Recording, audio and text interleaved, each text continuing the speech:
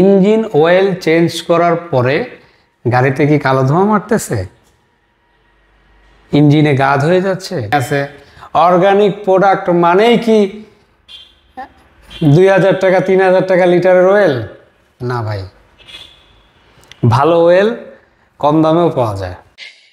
বেশিরভাগ গাড়িতেই দেখা যাচ্ছে কি যে ইঞ্জিন অয়েলটা ড্রেন দেওয়ার পরে গাড়ির পিক আপ ভার হয়ে যাচ্ছে, গাড়ি ওভারব্রিজে উঠতে পারতেছে না, তেল বেশি খাচ্ছে। ইঞ্জিনের অয়েল ড্রেন দেওয়ার পরে এই সমস্যাটা।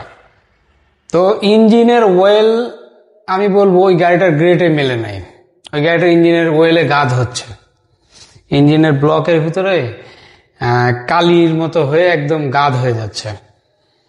তো ওই ইঞ্জিনের অয়েলের সাথে গ্রেডে মেলে নাই, অথবা অয়েলটা খারাপ।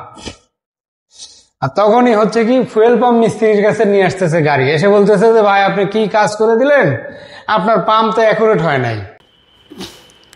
আমি বলবো না যে আপনারা বশ ঢালেন, বশ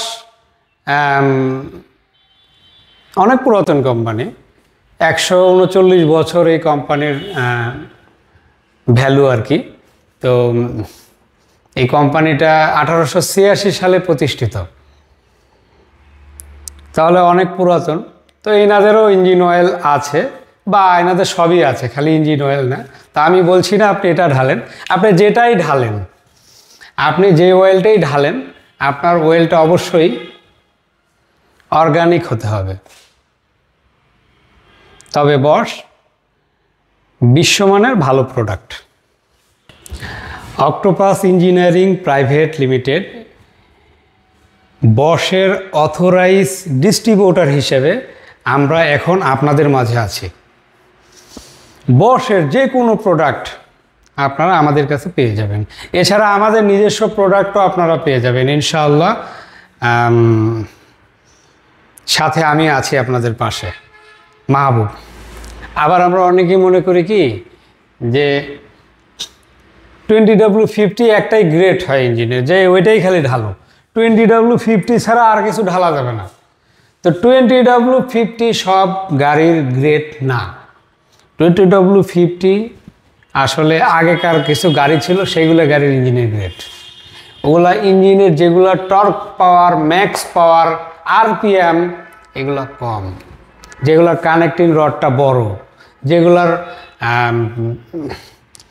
পিক আপ ধরলে লেটে উঠে, অল টাইম ধোঁয়া বের হতে থাকে, এগুলো আগের মডেলের কিছু গাড়ি আছে। এগুলো গাড়ির গ্রেডই 20W50 থেকে শুরু, মানে মোটা থেকেই শুরু।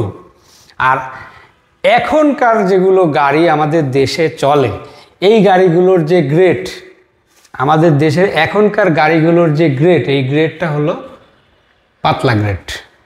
কারণ কি জানেন, আমাদের এই যে ইঞ্জিনের যে ওয়ারিংটা আছে, ভিতরে যে ওয়ারিংটা, এটা খুবই চিকন করা হয়েছে এবং টর্ক পাওয়ারটা বেশি, আরপিএম বেশি, ম্যাক্স পাওয়ার বেশি, যার কারণে হয়েছে কি 4 সিলিন্ডার ইঞ্জিন, কিন্তু বডি করে দিয়েছে আপনার হলো 19 ফিট 20 ফিট, শক্তি মানে অনেক টানে নিয়ে চলে যাচ্ছে।